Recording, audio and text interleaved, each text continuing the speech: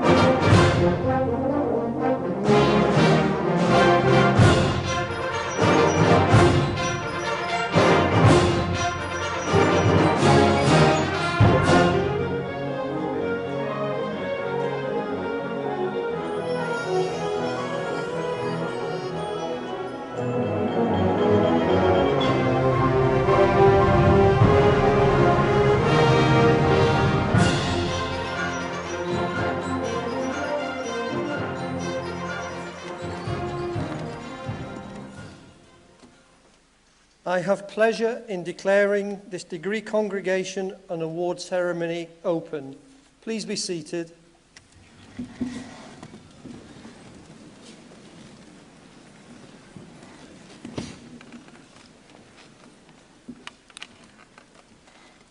Ladies and gentlemen, my name is Roy Darby and I chair the Governing Council of the University. On behalf of the Council, it is my privilege and great pleasure to welcome you all to this most happy occasion. My first welcome is naturally to all of you here today who are about to receive degrees and awards.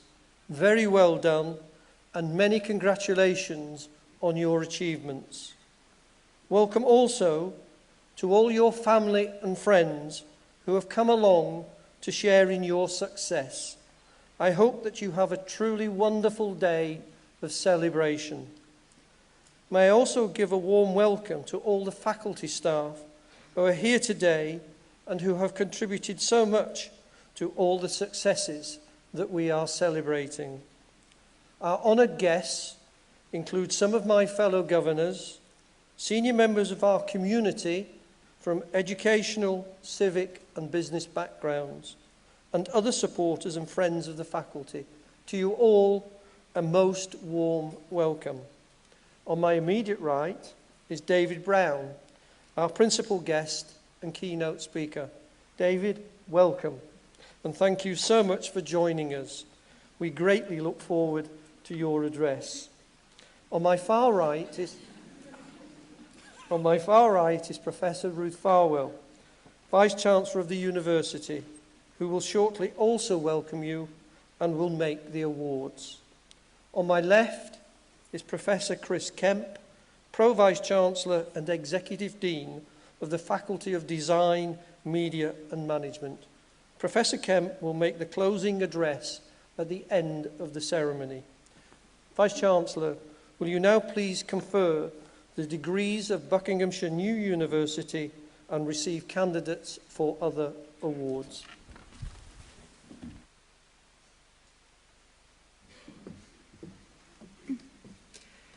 To our distinguished guests, to our partners, members of council, the university and the local community, to parents, family members and friends, and most especially to our graduating students, welcome to the Bucks Awards Ceremonies 2011. This ceremony focuses on the awards being made to the successful students completing courses and research programmes in advertising and graphic design, furniture design, craft and conservation, spatial design, fine art, animation, ceramics, glass, jewellery and metalwork. I'm really pleased also to be seeing some members of the university staff graduating at this morning's ceremony. Ceremonies are about celebration, a celebration of the achievement of our graduates and of their teachers, families and friends who have supported them through their studies. What we're about to engage in is a tradition going back many centuries. Because of this, there's a certain formality to the proceedings. We wear gowns and we have a procession and speeches, but it's not just about doing these things because that's what's always happened. It's also about marking the day as special and significant. After all, there aren't that many opportunities when you, the graduating students, can bask in the limelight and congratulate yourselves on what you've achieved. Graduating students, it's your day and make the most of it. The best degree ceremonies are a careful blend. On one hand, they've an element of formality, as I've said. On the other hand, it's about having a good time and celebrating. So throughout the ceremony, don't hold back in demonstrating your appreciation of the graduating students' successes. Let's all make sure they graduate in style. We want it to be a day that everyone remembers. And I've got this sneaking feeling that this day may be one that you will remember. But let's kick it off to a good start with families and friends and other guests giving graduating students a round of applause to indicate how well we think they've done to get through all the hard work over the last few years to complete their studies, often under quite difficult circumstances, and to be here today to receive their awards. Will you join me?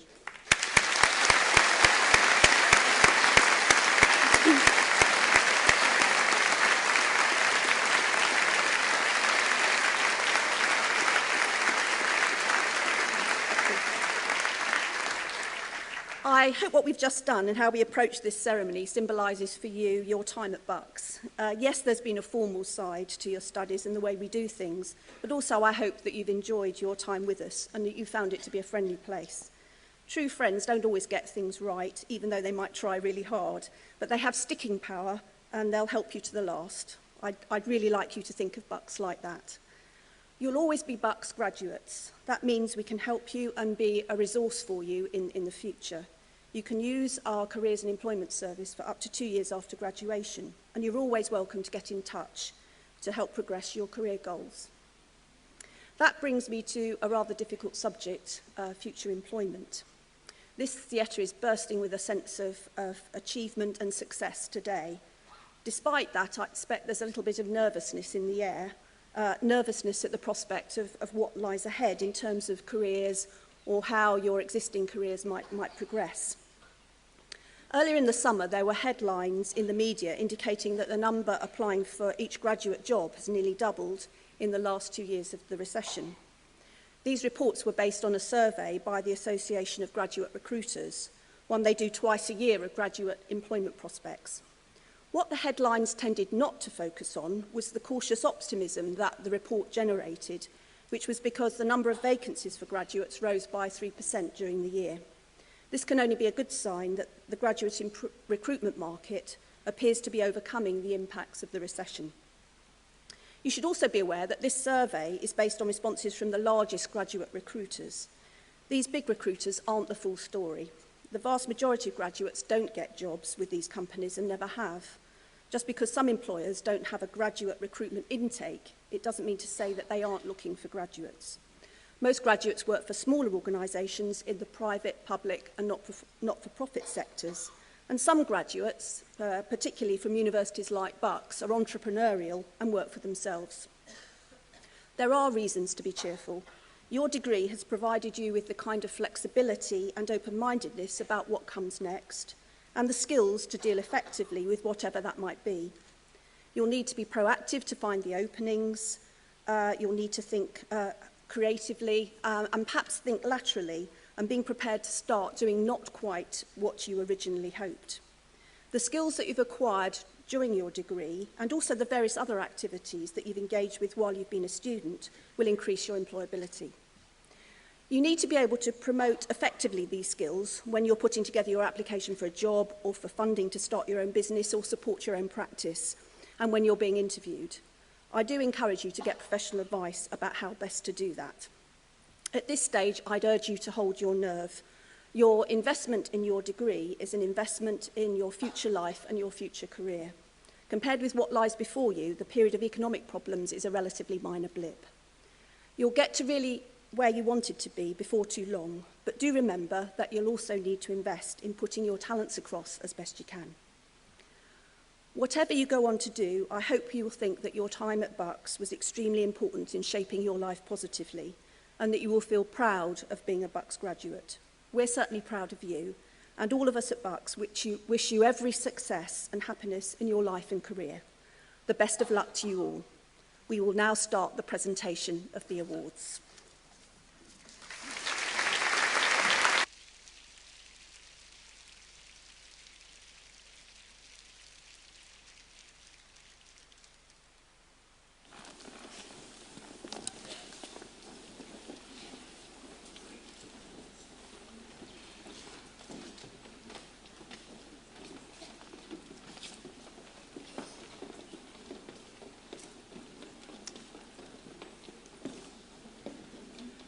Vice-Chancellor, I present to you the students of the university who have achieved the award of Doctor of Brunel University. I am delighted to confirm on behalf of Senate that the research degrees of Brunel University have been conferred. For research into design thinking in healthcare, developing patient-centred communication materials for breast cancer detection, Corinne Jo Ellsworth Beaumont.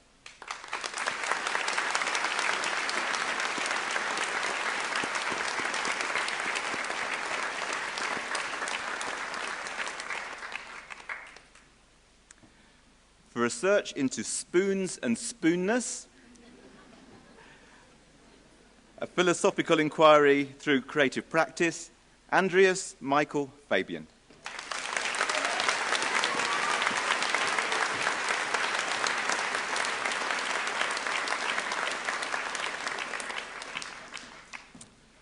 For research into a new perspective on the design of pressure relief cushions for those with spinal cord injuries, Philip Thomas Lance.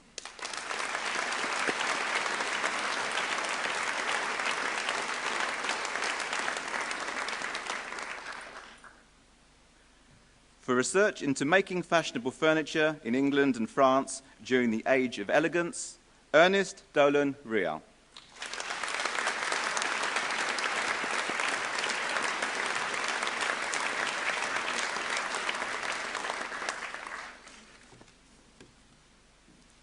Vice-Chancellor, we present to you the persons here today and those graduating in absentia to be admitted to the degrees of Master of Art, Postgraduate Diploma, Postgraduate Certificate and Bachelor of Arts. On behalf of Senate, I admit them to their degrees. We also present to you those receiving the award of Diploma of Higher Education. Master of Arts in Advertising, Benjamin Brethwick.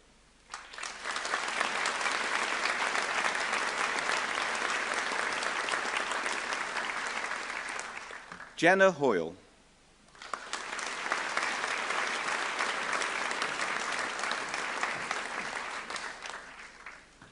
Jana Kadzia.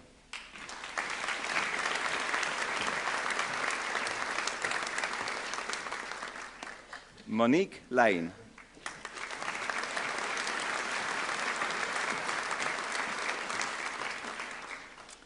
Yi Hoi Lin.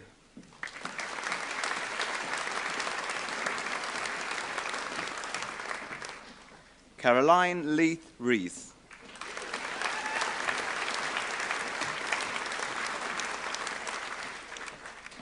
Vashal Vadgama.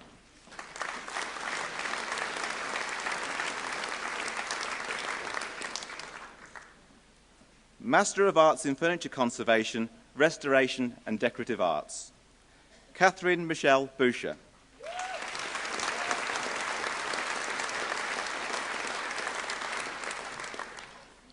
Nicholas Martin.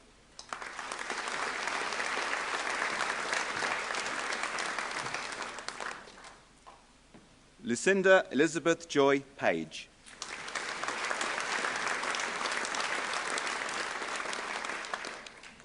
Nicholas Usher.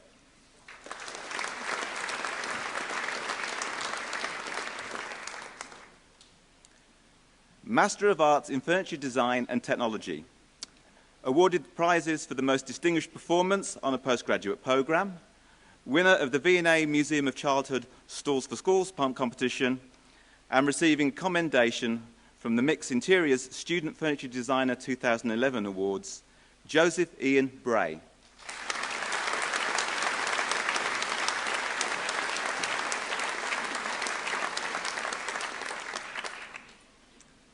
Awarded first prize in the Most Innovative Use of Sheepskin Award 2010, Adelaide Jane Coombs.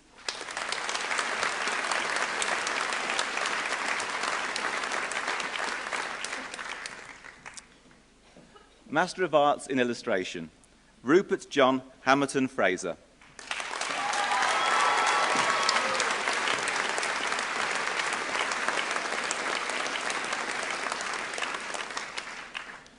Master of Arts in Printmaking, Lynn Grace.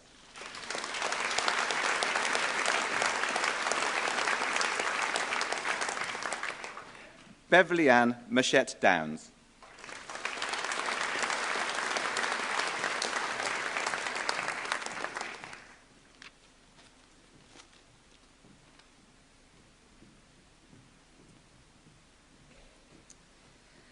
Bachelor of Arts in Advertising Creative, Shibli Alawi.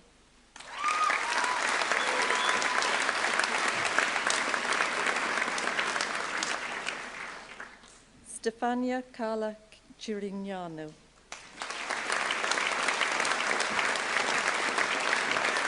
Jennifer Florence Craven.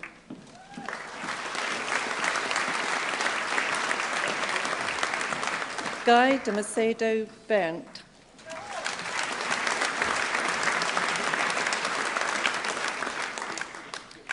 Awarded Best in Show at the D&AD New Blood exhibition, Alexander Edward Dunning.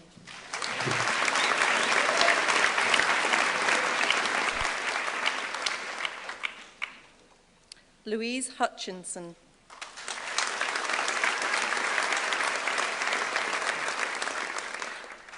Chris Lovell.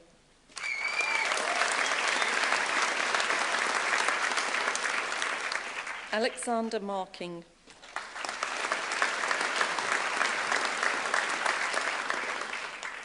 Marcus Michaels.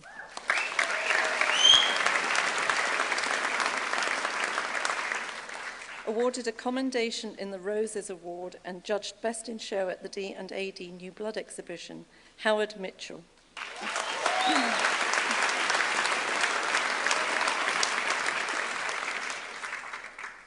Awarded a commendation in the Roses Award and judged Best in Show at the D&AD New Blood exhibition, Peter George Mullen.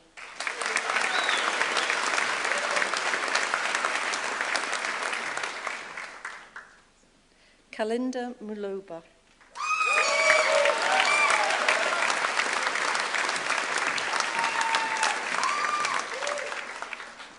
Ian Andrew Napier.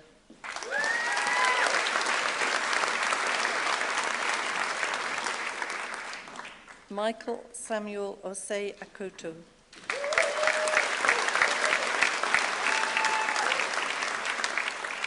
Jessica O'Shea.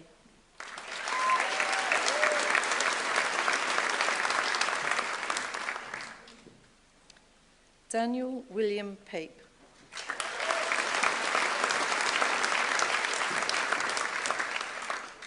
Finalist in the Shelf Awards, Lucy Radford.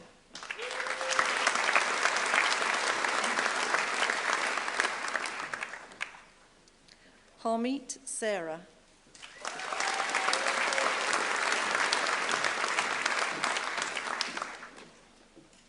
Tom Wattridge.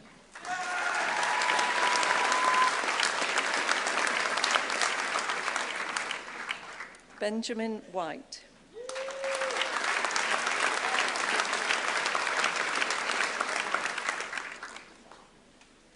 Charlotte Whitney.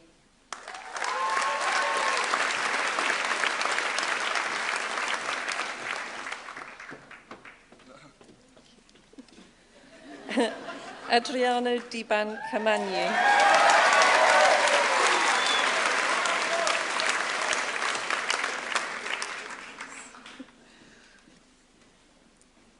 Bachelor of Arts in Ceramics and Glass, Rebecca Josephine Bean.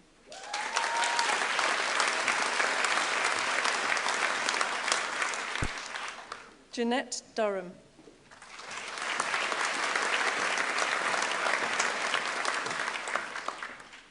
Tanya Jane Gregory.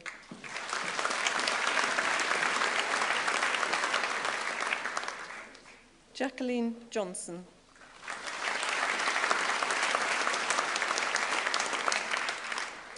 Laura Claire Elizabeth Manners.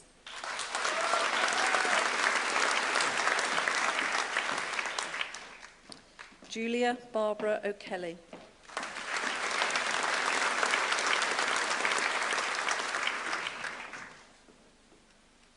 Timothy Edward Rawlinson.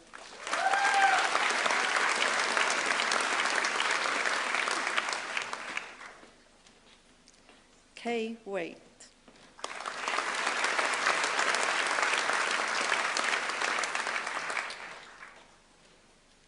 Denise Andrea Williams.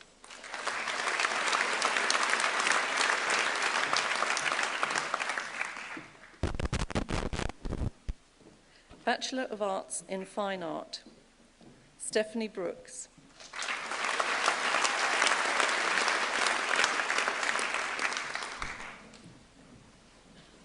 Maya Davis.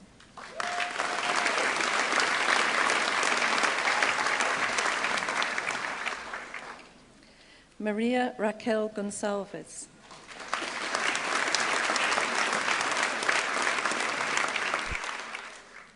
Natalia Hart.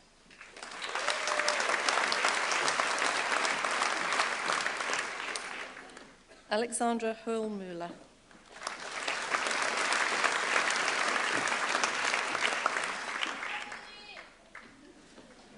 Philippa Redman.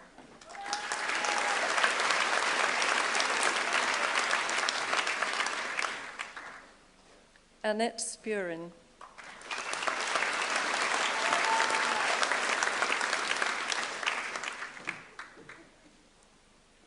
Jeanette Twybill.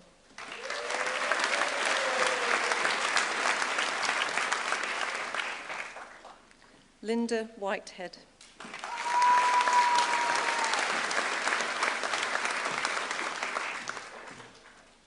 Anthony John Wilson.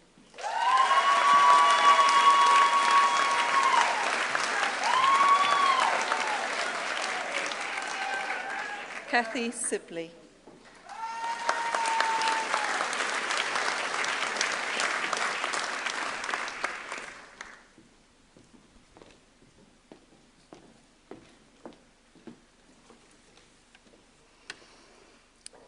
Bachelor of Arts in Furniture, Contemporary Design, Lee Matthew Baker.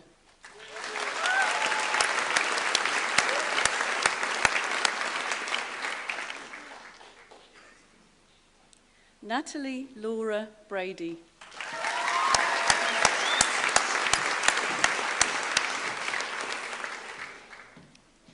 Jang Hyun Choi.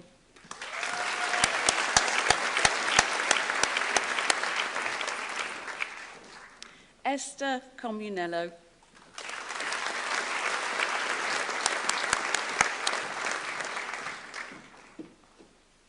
Lauren Alexandra Davenport.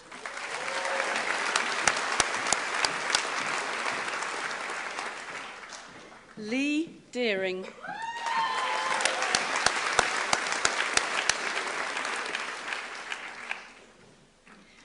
Samuel Gosling.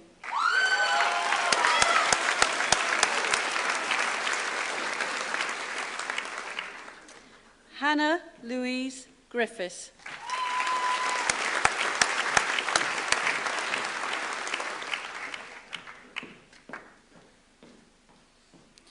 Felix Hagland Venegran.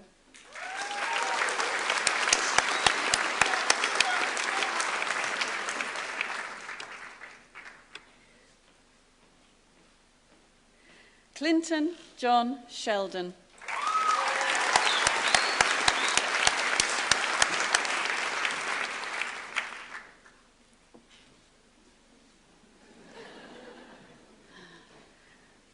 Awarded the Business Design Centre New Designer of the Year runner-up, James David Uren.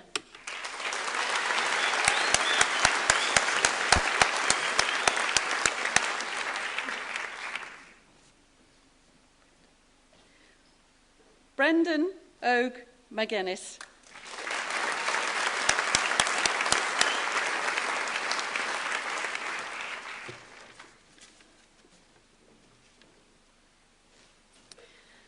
For Bachelor of Arts in Furniture, Conservation, Restoration and Decorative Arts, Francis Coyle.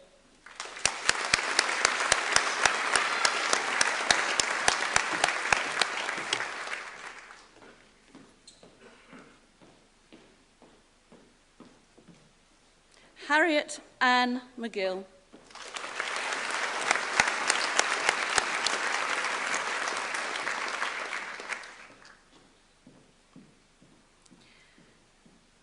Gioconda Pinner.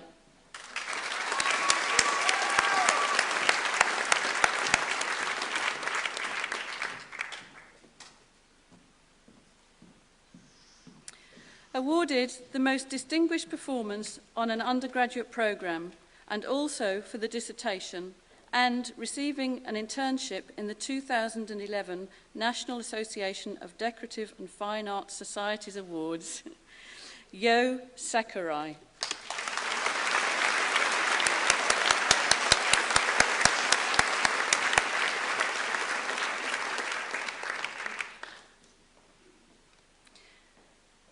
Jason Shogar.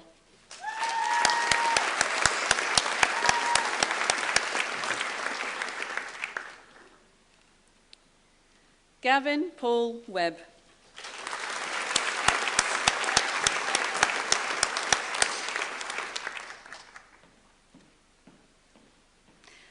Bachelor of Arts in Furniture, Design and Craft, Stephen Anthony Butcher.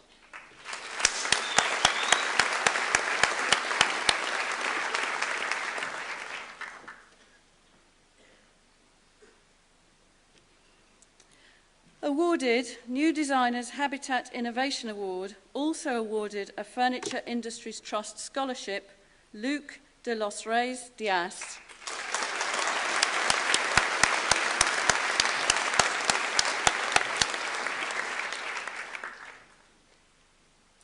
David Brian Golding.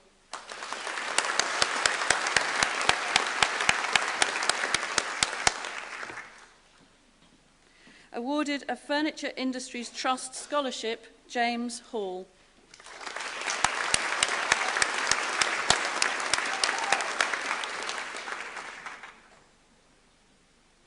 Matthew Hill.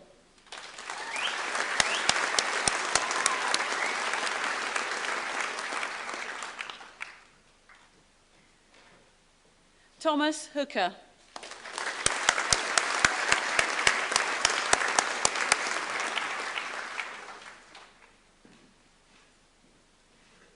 Amy Meller.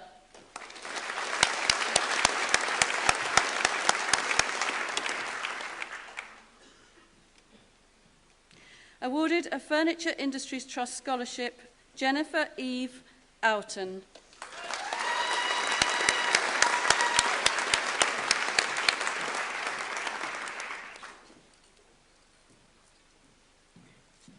James Prince.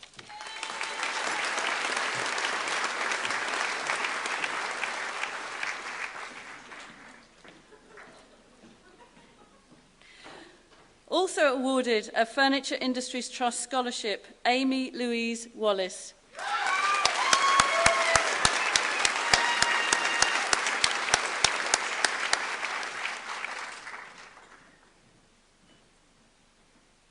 Benjamin James Whitehead.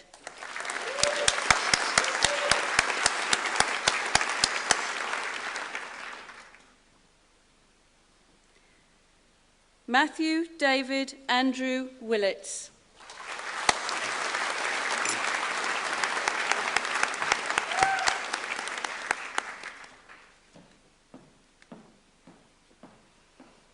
Awarded the most distinguished performance on an undergraduate programme, Edwin Williams.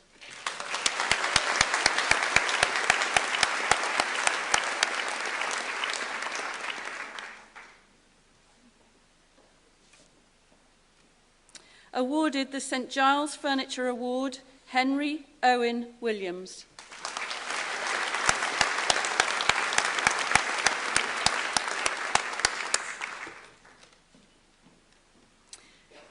Nikki Ziegler.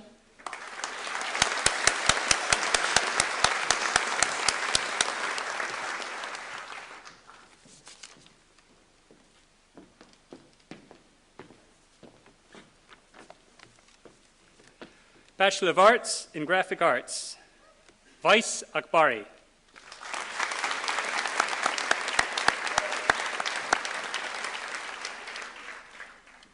Rohit Arora.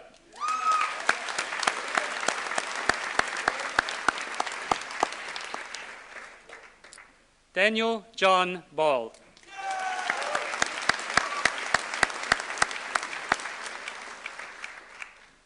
Charlotte Bettina Basca.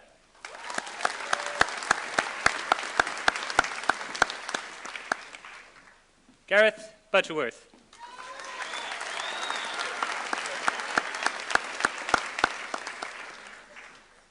Ashley Carter.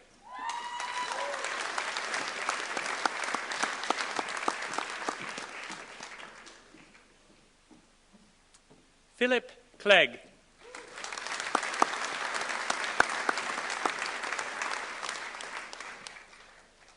Alicia Faye Cowens.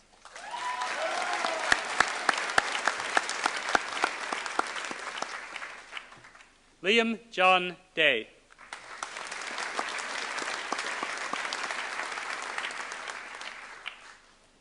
Charlotte Emma Louise Godfrey.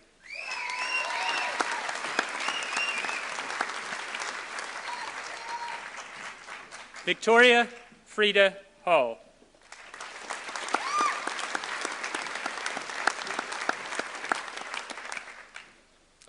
Laura Hettenbach.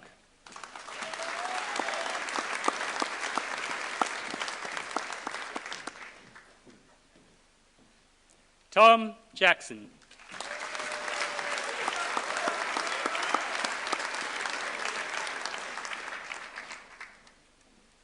Lauren Victoria Jordan, I'm sorry.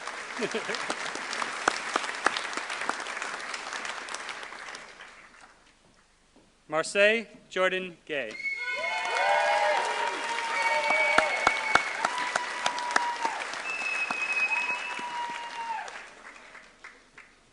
Stephen Karcher.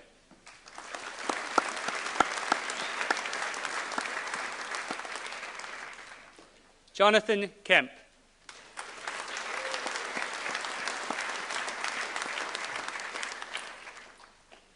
Matthew Krishnan.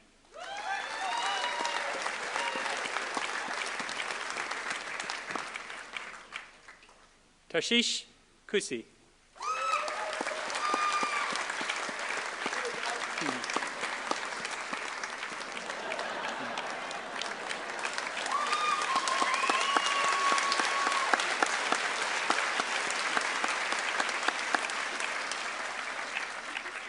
Sarah Jane Laszlo.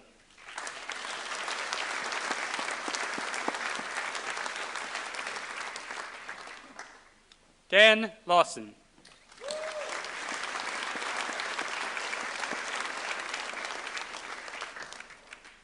Jamie Lawson.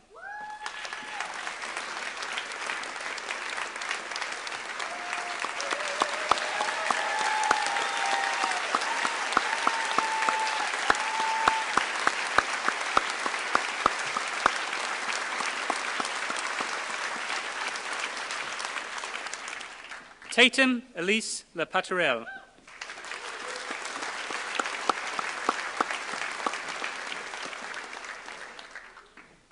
Yolan Mubis.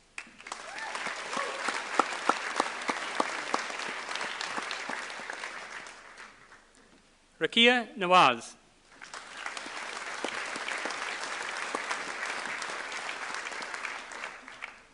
Holly Patterson.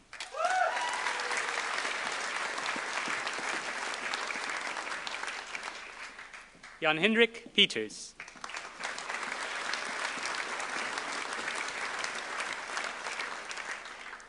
Daniel John Petrie.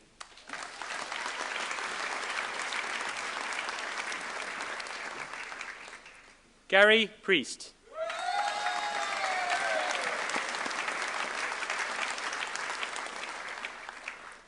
Charlotte Jane Saunders.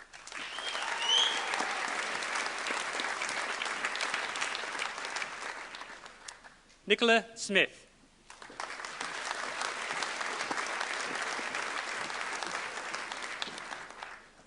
Joe Stone.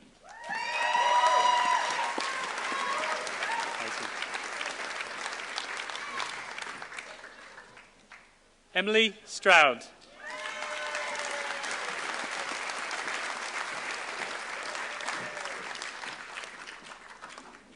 Simon Taylor.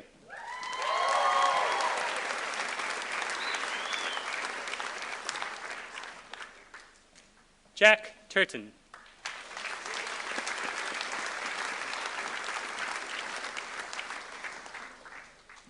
Rajib Hussain.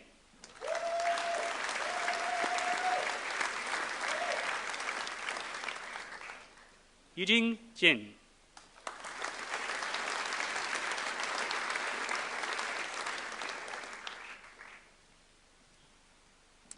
Bachelor of Arts in Jewelry, James Allen.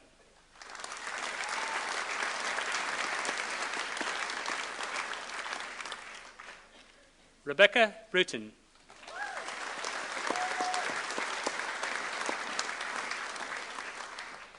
Sarah Clements.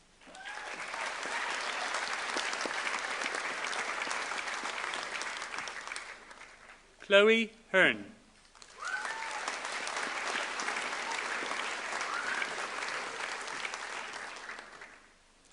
Awarded third prize in the Michael Jones Jewelry Competition and third place in the Costume Jewelry Competition at the V&A Museum Ancestors Group National Jewelry Award, Christopher Benjamin Jump.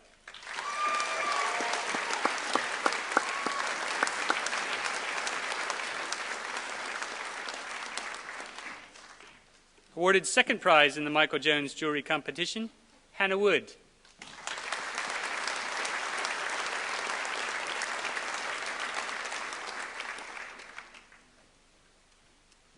Bachelor of Arts in Silversmithing, Metalwork and Jewelry.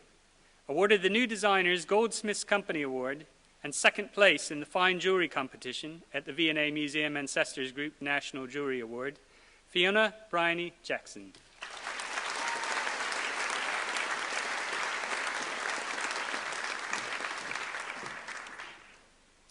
Awarded second prize in the National Company of Pewterers National Student Competition and awarded a commendation for the Giftware Association Award and receiving a Silver Grant Award by the Goldsmiths Company, Malin Olson.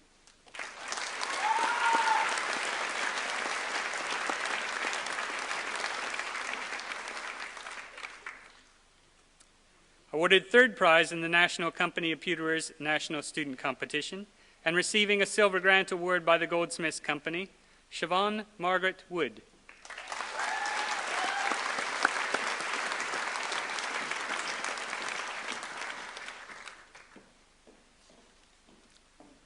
Bachelor of Arts in Spatial Design, Monica Anna Adamchich.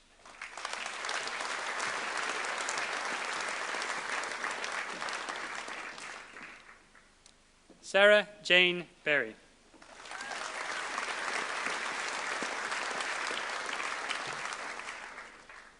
Katie Sean Bolter.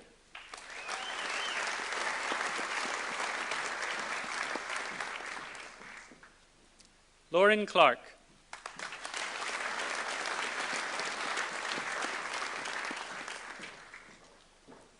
Fiona Croker.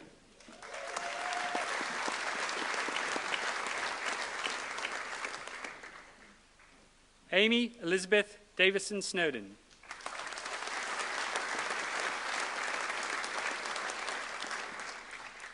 Katie Harris.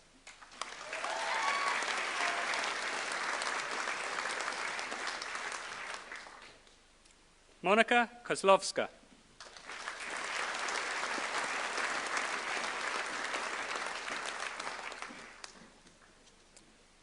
Louisa Ann Rook.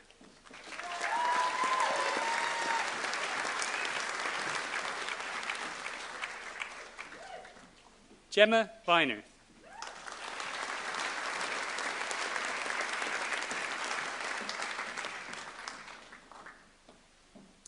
Bachelor of Arts in Textiles and Surface Design, Anita Aurora.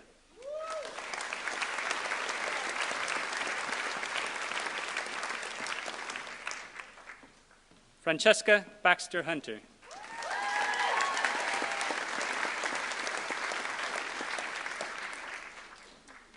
Lucy Harriet Burgess.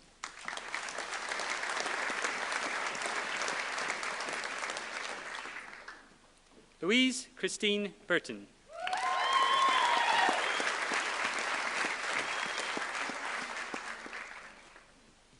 Winner of the Hand and Lock Prize for Embroidery 2011, Sophie Carr.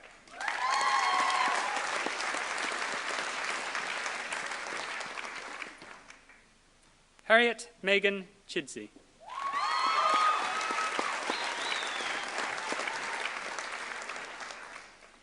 Beatrice Cronin.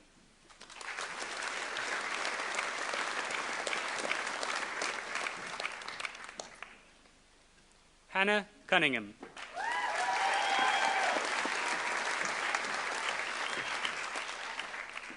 Madeline Curtis.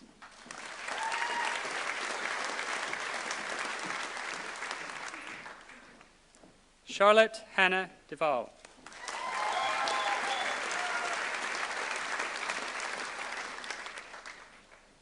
Sarah Jane Dryden.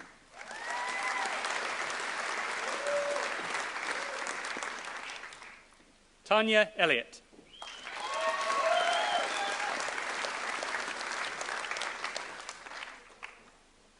Laura Higgins.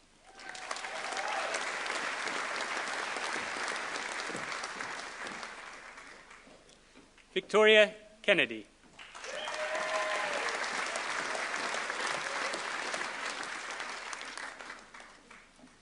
Justin Alvis Khan.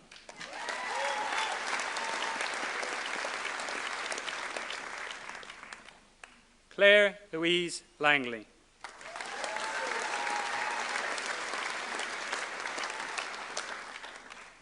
Rajpreet Kaur Marwaha.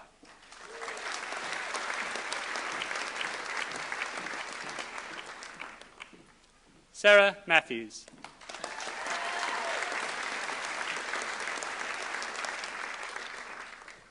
Sarah Jane Moss.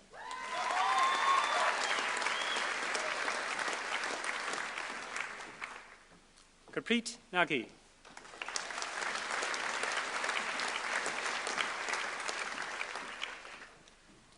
Rishika Navanathan.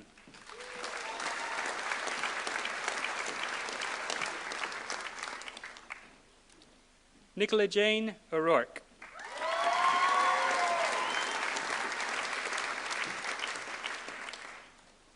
Lucy Porter.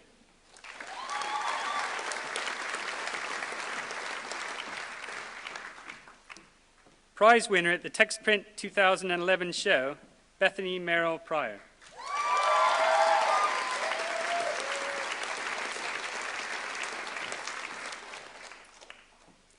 Hardeep Rihal.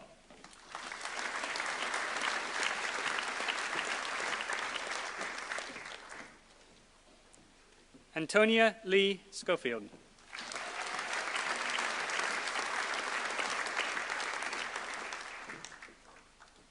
Rosie Jane Thompson.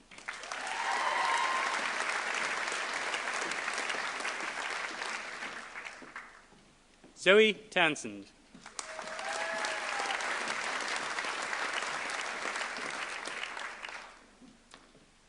Awarded the prize for Most Distinguished Performance on an Undergraduate Program, Georgina Maria Troon.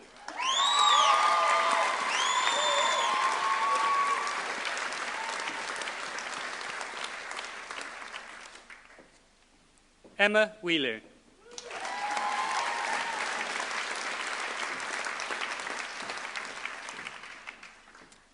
Samantha Joanne Williams.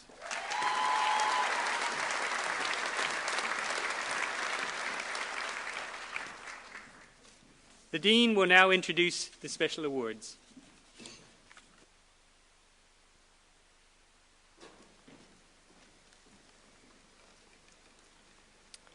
This year, we are proud to be able to present a number of special awards. These go to members of the university community, whether students or staff, who have made an exceptional contribution to the student experience. The first of these awards is presented by our business partner, Hewlett-Packard, in a range of categories which celebrate the efforts of our students. This will then be followed by awards for some of our most inspiring academic staff, currently sitting on stage and nominated by the students here today. We will then conclude the awards section of today's proceedings with the honorary awards. I would now like to invite the Deputy Vice-Chancellor to present the first of these awards on behalf of Hewlett-Packard.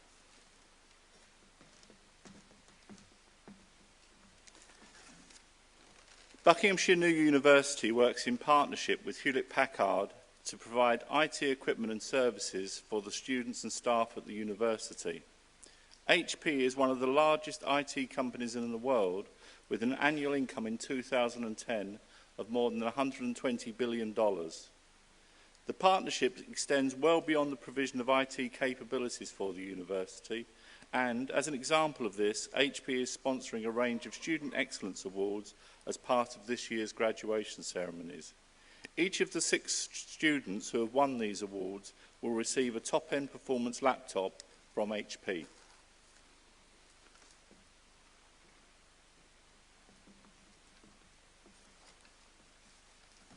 The prize for Best Student Representative is awarded to Bethany Merrill Pryor.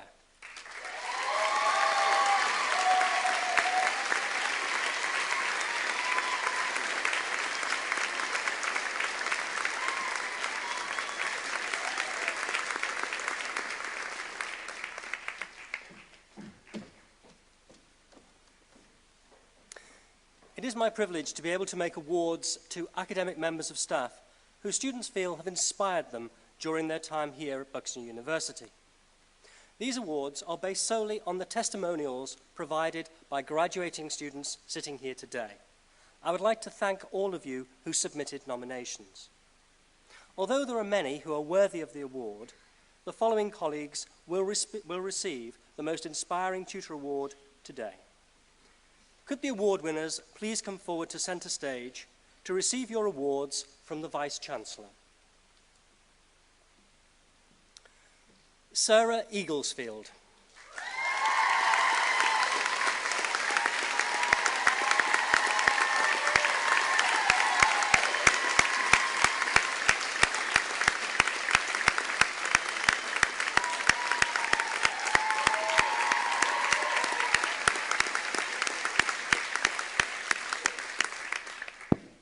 And Mark Hudson.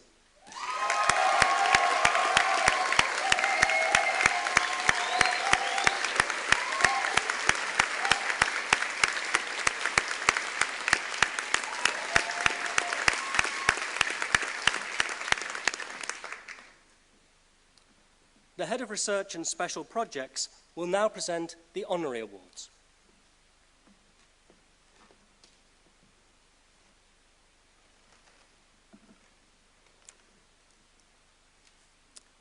Dave Brown is a creative all-rounder who seamlessly fuses his talents as a graphic designer, performer, photographer, comedy writer, art director, DJ, choreographer, musician and actor in a varied and highly successful career so far.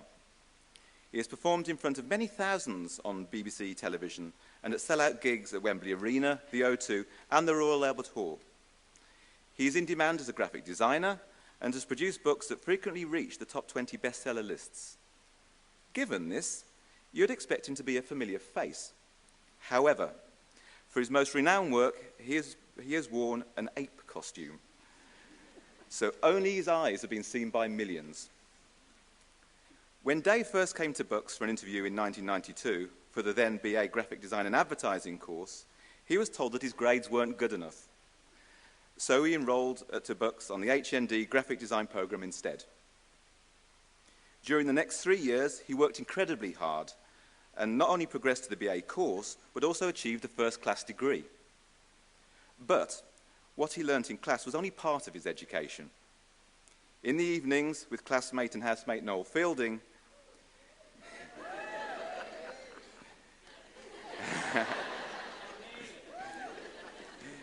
he invented made-up characters and sketches, which they taped and developed into routines. Dave and Noel became part of a creative clan with fellow students Richard Martin, now a well-known graphic designer, animator Nigel Cohen, and Jason Jake Pratt, whose creative output also includes the album covers for Prodigy, amongst others. After graduating, the gang moved to a small house in Hackney.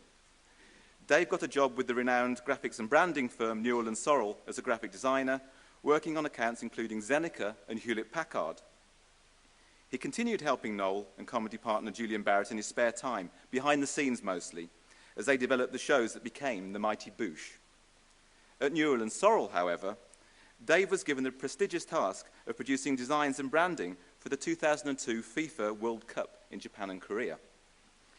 He gave it his all and was so burnt out at the end of it that he decided for a change of scenery. He went travelling, working his way to Australia's Barrier Reef. When he returned to the UK, he returned to graphic design, working on Nike and Motorola projects, but also went on the road with the Boosh team, this time as a member of the onstage cast. He choreographed new routines, introduced breakdancing and new characters, including Dubbed Buckler, a man with his voice in a jar, and the first incarnation of the Man in the Moon character for Autobush, the team's 2001 Edinburgh production. Such was the impact of that show that straight after the Edinburgh Festival, BBC commissioned a radio series of The Mighty Boosh. Dave and Noel introduced characters and ideas they developed here at Bucks, including the song Hello Little Dear, which will appear on their forthcoming album. The radio show proved to be an immediate hit, and in 2002, the BBC commissioned a TV pilot episode of The Mighty Boosh to be screened on the fledgling BBC Three. Dave had a prominent role in the show's art direction and helped devise its distinctive look with Nigel and Noel, who created the show's animations. In Series 2, Dave developed the role of Bolo, the inept ape with a French accent and musical talents. Bolo featured prominently in storylines with Noel's brother Michael, aka Naboo the Enigma. Most critics identify Series 2 as the point where the Mighty Boosh moved from cult comedy to a far bigger audience. Even before Series 3 was aired, the Boosh team had performed 2 sellout live tours, including 11 nights at Brixton Academy, which is longer than The Clash managed. They had headlined their own festival, Boosh Fest, and even performed as the headline band at the Royal Albert Hall for the Teenage Cancer Trust. While his media role has grown, Dave is still highly sought after as a designer. He has produced books for the BBC, for Universal, Warner Brothers, and the charity AfriKids, and has produced many striking covers and layouts for publishers, including Canongate. Dave, who will later be our keynote speaker, is Britain's most successful designer ape and remains one of the very few stars of comedy who can go to the bar after a performance and not be mobbed. Vice-Chancellor, I present to you Dave Brown.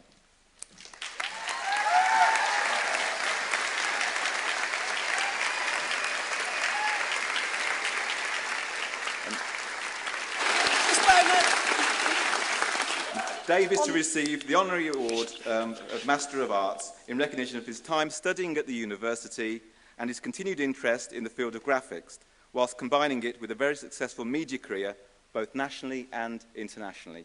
On behalf of the Senate and the Council of Buckinghamshire New University, it gives me great pleasure to confer the award of an honorary master on Dave Brown.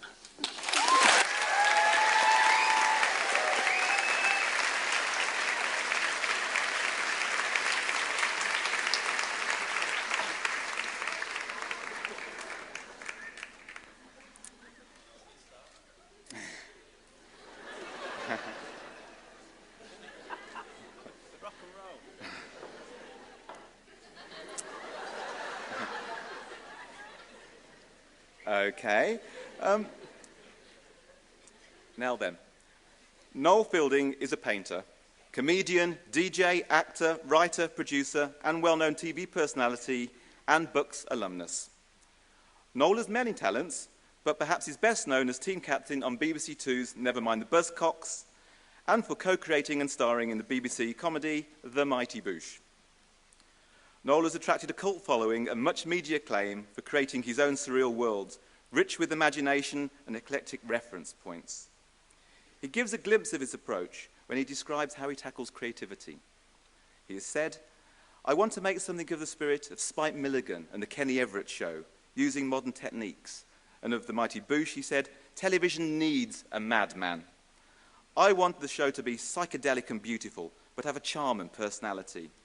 If Dali made a show, hopefully it would look like this." And I'm sure anyone who's watched The Mighty Boosh would agree that Noel's achieved that aim. Noel studied graphic design and advertising at Bucks between 1992 and 1995, during which he managed to tweak most of the advertising briefs on his course to work involving comedy. On one occasion, he even invented Guinness's Dancing Man, which was later developed by the brand into a full television campaign. While at Bucks, Noel took classmates to the Hellfire Comedy Club next door to this theatre, where he met longtime writing partner Julian Barrett. When he graduated from Bucks, Noel got himself onto the comedy circuit by doing open mic competitions and came second in the Daily Telegraph's national open mic competition in 1996. His first television appearances were on the stand-up show Lee Mack's Gas, where his regular stand-up routines included stories of pet spiders, a routine he developed while being a student here at Bucks, physical comedy, role play, and songs. It was with The Mighty Boosh, however, that his big breakthrough came. Developed over many months through performances at the Hen and Chickens pub in Islington, the show went on to the Edinburgh Festival, where it won the Perrier Best Newcomers Award in 1998. Further barnstorming Boosh shows at Edinburgh in the years that followed led to a commission by BBC Radio 4 and resulted in Noel winning the Douglas Adams Award for Innovative Writing in 2001. From radio, the show was piloted by BBC in 2004, before becoming an 8-part television series, later transferring to BBC Two. All has not been plain sailing with Noel, however. At first, The Mighty Boosh divided critics because the show, and Noel in particular, looked so radically different. He has been described as Mowgli in flares, the future of British comedy, and by one rather confused critic, as though he had been to see the lions at Longleat Safari Park, but had forgotten to go by car.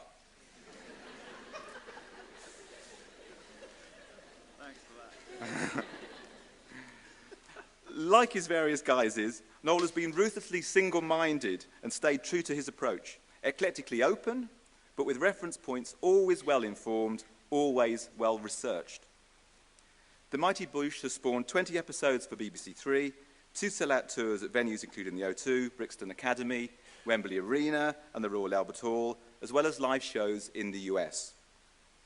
As well as appearing on The Jonathan Ross Show and being team captain on Never Mind the Buzzcocks, Noel is a familiar face on Channel 4 comedies including Nathan Barley, The IT Crowd, ABDC, a rock opera, and Gareth Marenghi's Dark Place, and has so far appeared in 6 feature films.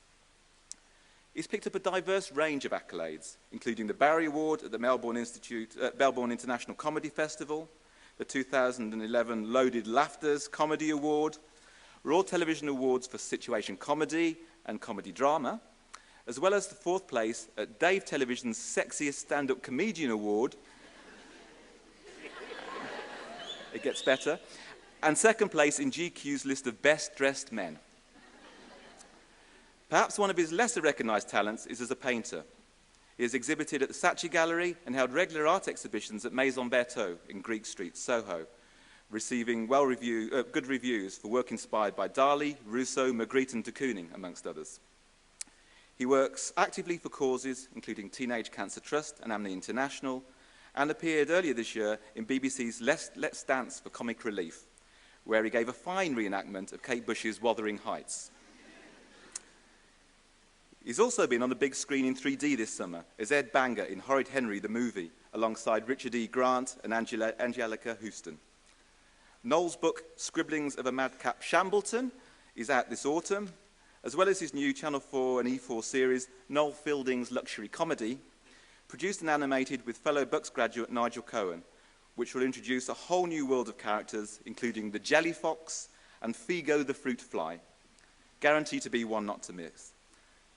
Vice-Chancellor, I present to you Noel Fielding.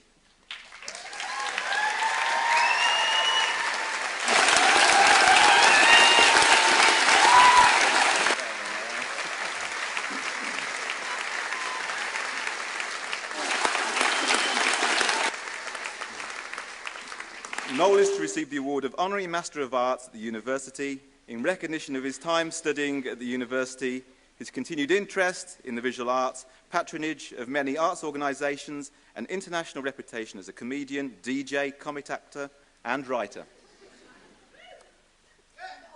Of the Senate and the Council of Buckinghamshire New University, I'm delighted to be awarding an Honorary Master of the University on Noel Fielding.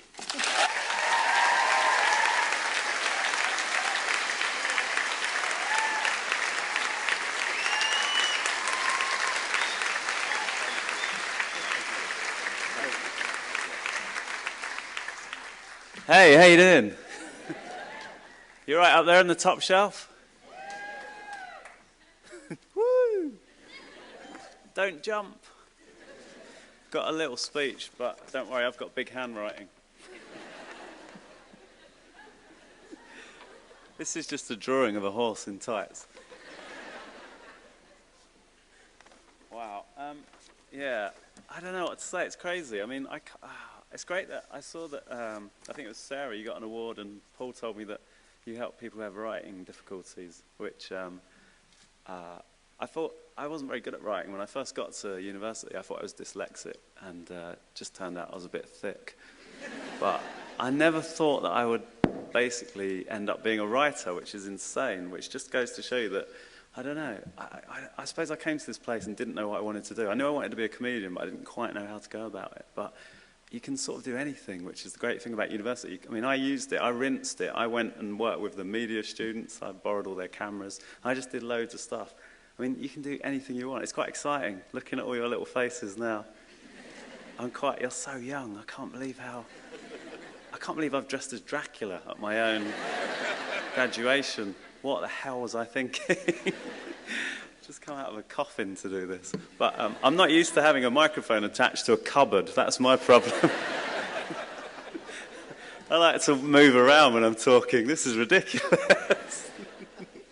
But yeah, it's weird. I always knew I wanted to be a comedian. A lot of kids used to practice being a rock star in front of the mirror of a tennis racket. I used to be there with a cornetto, practicing my moves. I always knew I wanted to be a comedian. I think I knew I wanted to be a comedian when I came to university, and I just didn't know how to go about it. But I sort of worked it out while I was here, with the help of Paul, actually.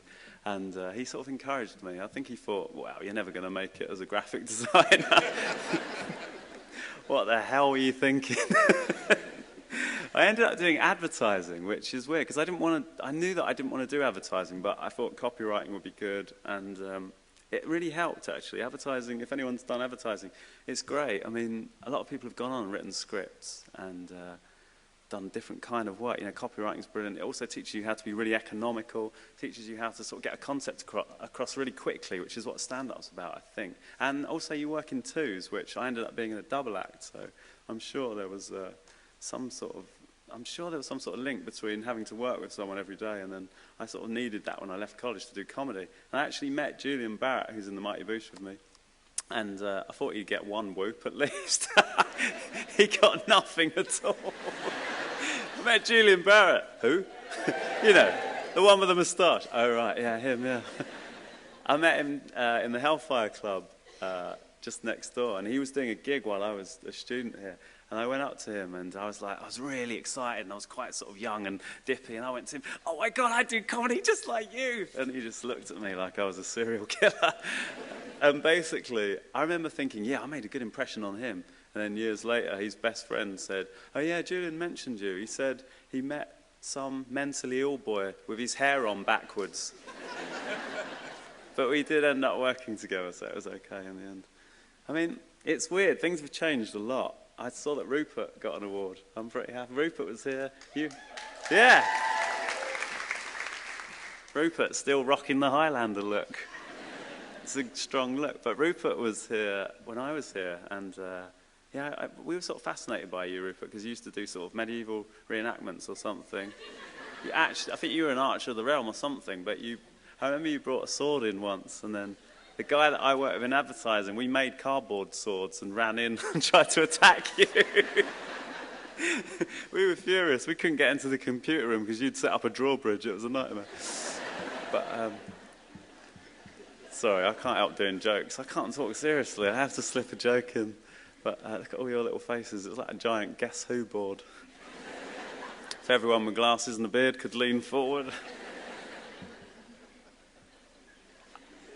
There's no point to this speech. I'm just going to talk for a bit and do all Dave Brown's jokes before he comes up on stage.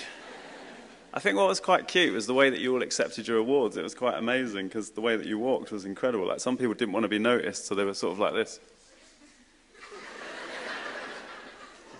So beautiful. Don't look at me. Trying to hide in the air particles. And then other people were like Danny Zuko in Greece going, yeah, I'm getting a fucking award.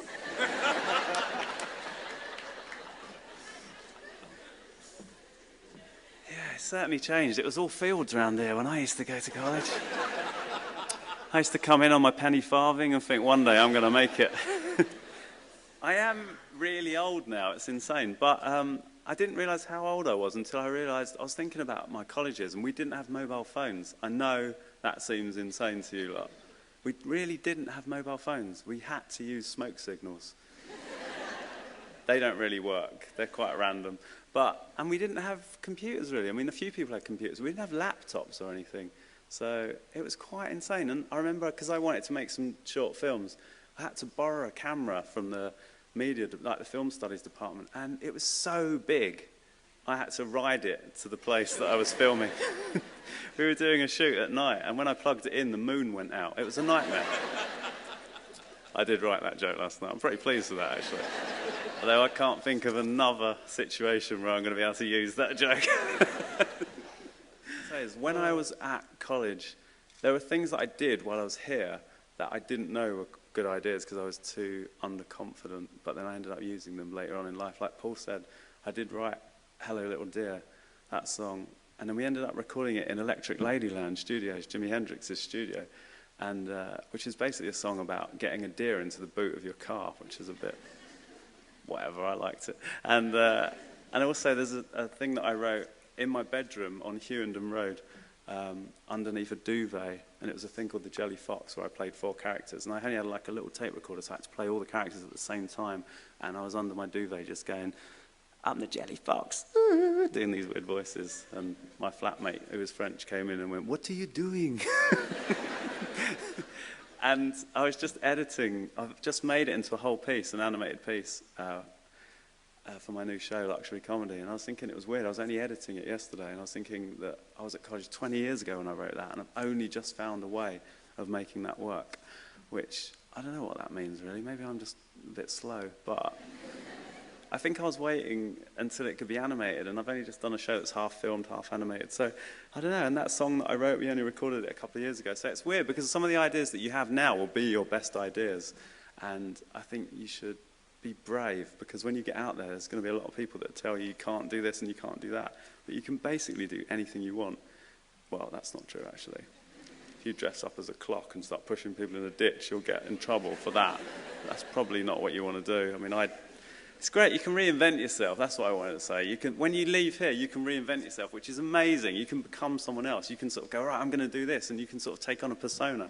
I mean, I was a small Indian woman for 3 weeks when I left college, but that's not what I meant. I can't help it. It's like Tourette's. I've got jokes coming out of me. I try not to do it. What I mean is, you can just...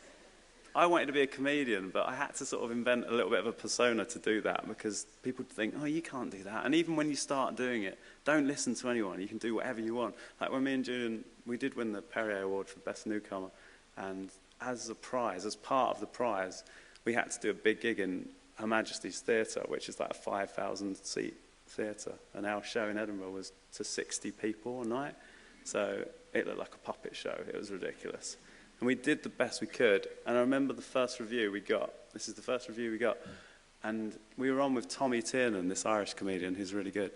And the review said, Tommy Tiernan was quite funny, but after the Mighty Boosh, a public execution would have been funny. And that's my best review. I've kept that. And I've run out of time, and Dave's got to do a speech, so I'm just going to check that there's nothing here I want to talk to you about. Just says here, met the Wu-Tang Clan while in drag. No, can't talk about that. Yeah, no, it's been crazy. But basically, I'm excited for you. It's going to be amazing, because now this is where it all starts for you. And you probably won't end up doing what you thought you'd end up doing, but it'll be fun anyway. I've had an amazing time, and I've sort of gone to amazing parties, met amazing people. I met Mork from Ork, Robin Williams, which was just I've had my own festival. I've ended up playing the O2. I've had some bad times as well, obviously. I've been in the news of the world a couple of times. Didn't really count on that. But I wouldn't change a thing. No, I would change that. That was a nightmare. But apart from that, and, you know, getting strip searched for no reason by the police, I wouldn't change any of those things. Shortest strip search in the history of policing. Empty your pockets. I'm wearing a onesie. Get lost. Oh, dear. So, yeah. No, but thanks for this. It's been amazing. And I never thought I'd get an MA at all, because I've only got 2 GCSEs. Does that disqualify me? I mean 4. I've got 4. Thank you, Jeff.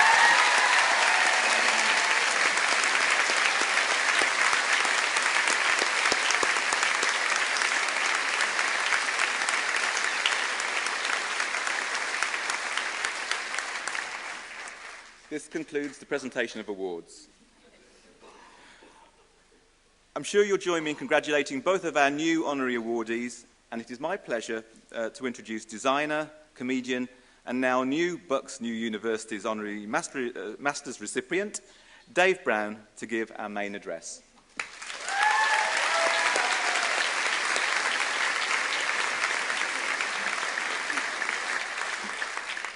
I asked to go before Noel, by the way. I just want to get that out of the way. A costume lady once told me, shortly after she'd been measuring me up for a costume fit, that I had the second largest head in TV. The largest being Rory Bremner. He has the biggest head in TV. I have the second largest head in TV. It's a fact, okay? Don't look at me like that. It's a fact. And now, I'm strangely proud of this fact, but it does play a bit of an issue where hats are concerned. I was glad when I came today that the costume people actually read the extra, extra large that I'd written across the form, because in the degree photographs at my graduation, I looked like I had some kind of novelty party hat on. So thanks for that. The cape's also very, very good. I'm digging the cape. I think Noel is probably the first ever graduate to ever take a cape off to put a cape on.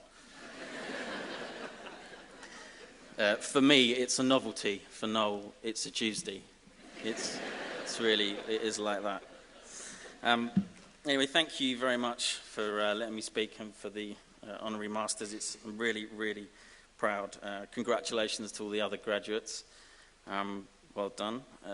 Apologies to the actual masters graduates. I'm sure that after years of toil and studying and grafting and bleeding into the night with your eyes, kind of in actual pain, to see 2 nincompoops stroll up here and get one for what is essentially running about on stage showing off in costumes, it must just be a little bit harsh. So apologies and congratulations. If it's any consolation, it's probably the only way I was going to get one, because for my degree dissertation, I didn't sleep for 4 nights before handing it in. I was having panic attacks, hallucinations. I thought the footnotes were members of my family. I was in a right state, but somehow I did hand it in. Thanks to Paul's guidance, I somehow managed to get first. I still don't know how I did that, and that wasn't bad for an Essex boy with 2 GCSEs. So,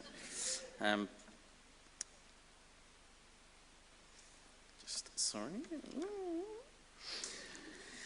I remember when I first broke the news to my family that I wanted to go to university. I was probably 15, 16 years old. I was sat around the breakfast table, and my hard-working working class family was sat there in front of me, and it wasn't really when I broke the news to them that I wanted to spend the foreseeable future doing, being creative at college, it was a bit of a shock to them. Dad was a docker. He's here today. He's up there somewhere. Dad was a docker. My mum worked in Boots. My brother and sister, they left school straight to work and earn their keep, pay their way. Art school wasn't really on the radar in our house, so you can imagine that I can still see the expression on my brother's face as I said the news. He dropped a spoon on the dog's head and choked up a shredded wheat. And I remember my dad's quizzical face. He was like, "What is art college?" I don't know why he did the accent. I think he was a bit shocked. He was slowly reaching for the "Is Your Child" special leaflet that had come through the door the night before.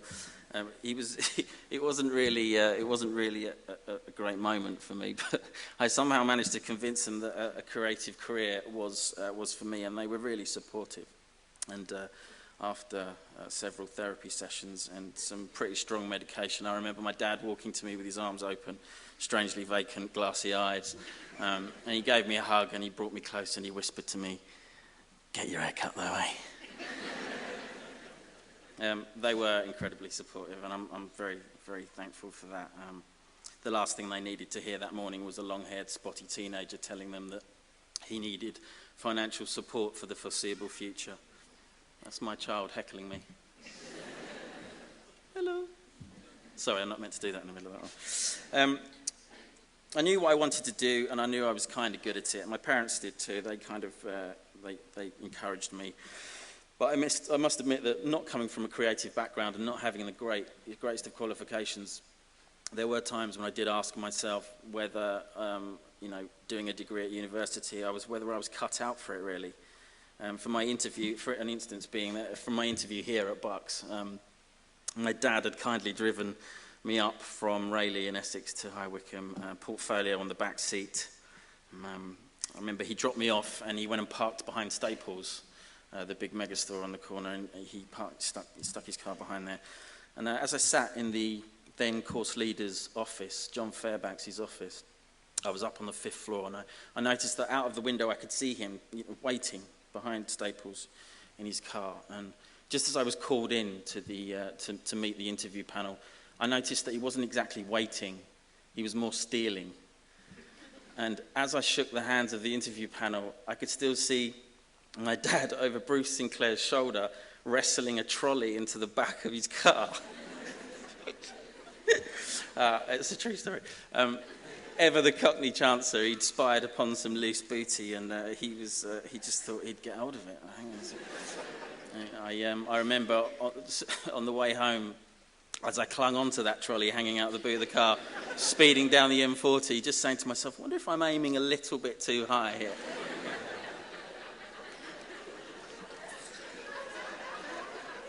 If there is anyone from Staples here, I'd just like to say that I am a firm believer in karma, and you'll be pleased to know that ever since that day, my dad has had nothing but stationery problems. Stapler jams, hole punches and messes. When I left school, I was turned down for a design diploma, told my qualifications in maths and English weren't good enough to do a design degree.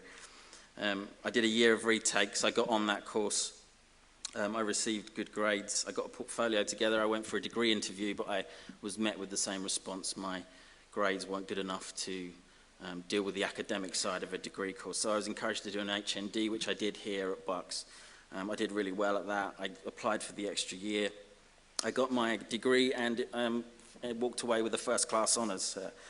It was the first student, I think, that year in graphics to get that. So, I know what you're thinking. Jesus, Dave, get over yourself. But I've got a point to the bragging, and that's basically that I guess it's a bit of advice that being knocked back really helped me. I know it's a bit of a cliche, but it did make me more determined and focused. I'm not sure I would have achieved what I've achieved today if I had had a kind of smooth run through all of those courses. My advice would be to any graduates is, because this applies to the industry as well, client presentations, job applications, comedy gigs, life in general really, always look for the positives in a knockback and a letdown. Don't give up, be more determined. You can still get what you want if you're focused and resilient. my other advice would be maybe get the train to interviews if your dad's a kleptomaniac.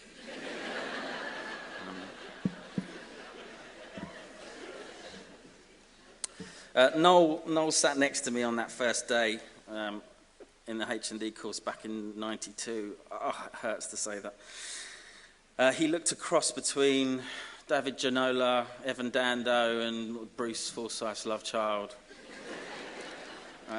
Like me, he had long hair, baggy clothes, but unlike me, he had this incredible large fishing tackle box that was full of the most amazing art equipment. He had paints and gouache and acrylic stuff I'd never even seen before, brushes and pens. It was also covered in these incredible caricatures that he'd drawn of famous people with their names changed like that. I remember Ronnie Corbett was Ronnie Coolbox, and Harry Carpenter was Harry Carpet Sweeper. So funny even then. All I had was a W.H. Smith's Back to School kit and a dodgy HP pencil. But I remember thinking there that the level had been raised. I had to raise my game and probably put the protractor and compass away and start concentrating. But over the years since that day, when Noel and I found ourselves in ridiculous but amazing situations like standing on stage before the curtain opened at the O2 Arena to reveal a sellout crowd, or looking up in a dressing room at the Roxy, which is a famous venue in LA, and seeing Robin Williams doing Bush impressions in the doorway, or having a member of Led Zeppelin after a gig tell you that you rocked, or doing your first ever music gig as a band in a small little intimate venue called the Albert Hall. You know, times like these which have been incredible. I always like to tap Noel on the shoulder and say to him, if I'd have turned to you on that first day when you sat next to me at Bucks and said, in 15 years or so time, we're going to be doing this, would you have believed me? And I think if I'd have turned to him and said that in 20 years' time we'd be stood over there at the Swan getting an honorary master's, he probably would have gone and sat next to someone else. I think. You did say that. Being here at Bucks, going to university, it got me the grades, it gave me the opportunities, it helped refine my creative skills. But for me, most importantly of all, it put me in the same room as some of the most talented, inspirational and like-minded people I've ever had the pleasure of meeting. And that's my fellow students. The people I wouldn't have met if I'd have stayed in my local bubble. I would say that to any graduate, is never underestimate the bond that you've made or you will make with your peers. The lifelong friendships and opportunities that will arise if you stay in touch with them. The fact that I still work closely with Noel and Nigel, who we lived with here on Hewingdon Road, he did the animation in the Bush. He's currently writing and directing a show with Noel.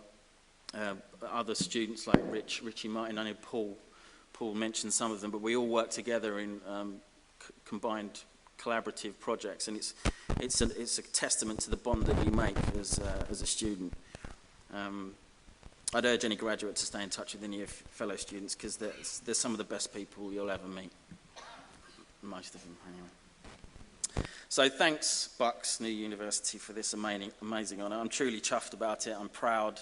If I'm being a little bit honest, I'm quite full of myself at the moment. I'm going to pop off now and give Rory Bremner a call, because I think my head may have swollen just enough to knock him off his perch. So, thank you very much.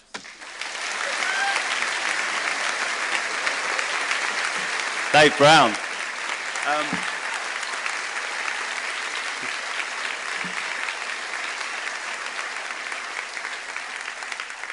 I'm not supposed to come back up here, but I'm going to anyway. I forgot to thank my mum and dad, which I'm such an idiot. I thought I had longer. I was just warming up, you know.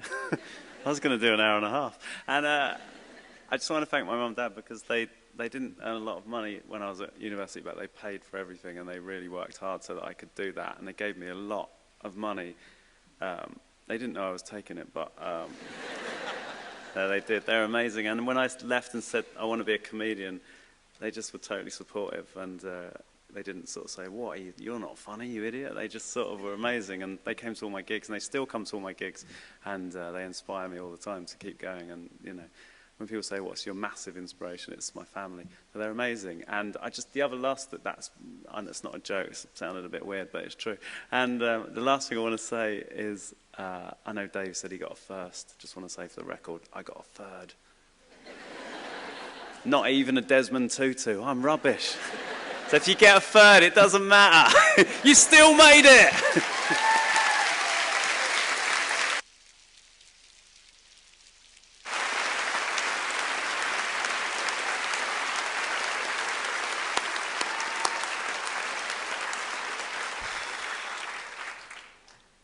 Vice-Chancellor, Chairman of the University Council, honoured guests, ladies and gentlemen.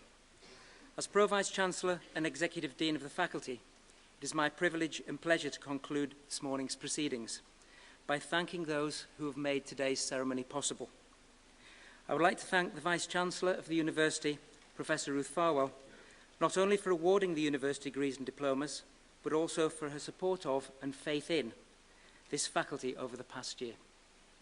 Roy Darby, the Chairman of the University Council, who opened the proceedings this morning, thank you for your continued confidence in the work of this faculty. The faculty is honoured by the presence of Noel Fielding and David Brown, who received their honorary awards today, and thanks to David, who gave such an enlightening and entertaining keynote speech. I suppose that this will be the only time we'll appear in a show on stage with David and Noel.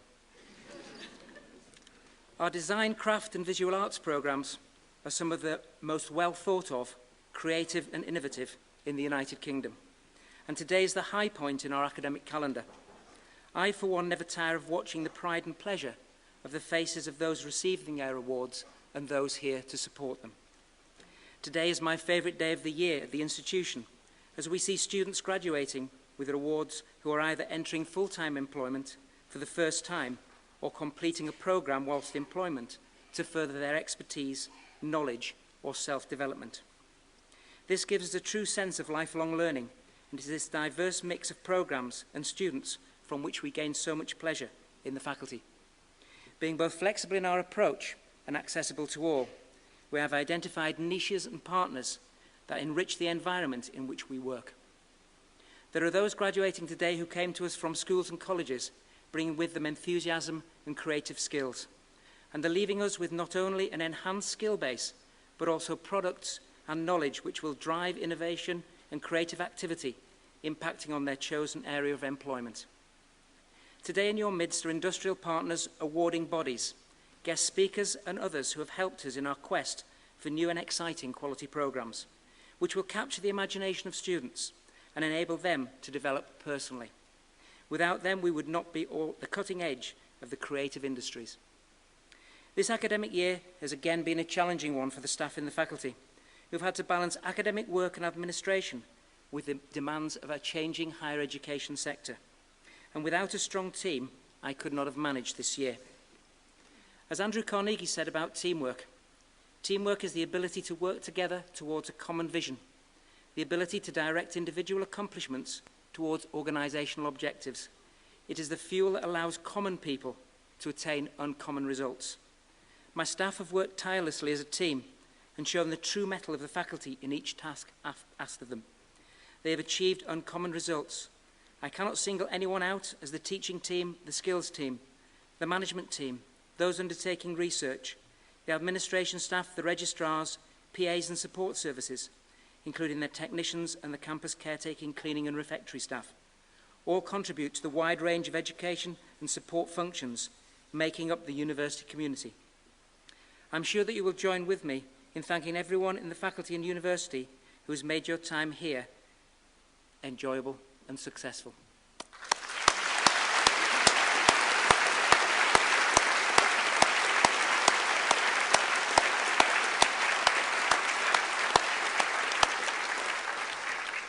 And please also don't forget those who've made today's fantastic ceremony possible. The awards this year have been many. We are pleased to see students graduating on a full range of courses, from foundation degrees to PhDs, over our 5 faculty events. The development of these programmes has strengthened our links with industry and in many cases given those in industry without qualifications a chance to gain a degree through a work-based learning process. We have helped a number of students to work on projects with the industry, which has enabled many of them to not only enhance their career prospects, but to gain employment with many of the companies involved. As well as this, in the usual Bucks style, we have a large number of students who have won national and international competitions in our midst, showing Bucks as the creative place that it is. It is clear, however, that our job would have been made so much harder without the assistance of the families and friends of the students who provide such a great deal of support during their programme of study. I'm sure that you will join me on behalf of the students in thanking their families and friends for their contribution to this momentous occasion.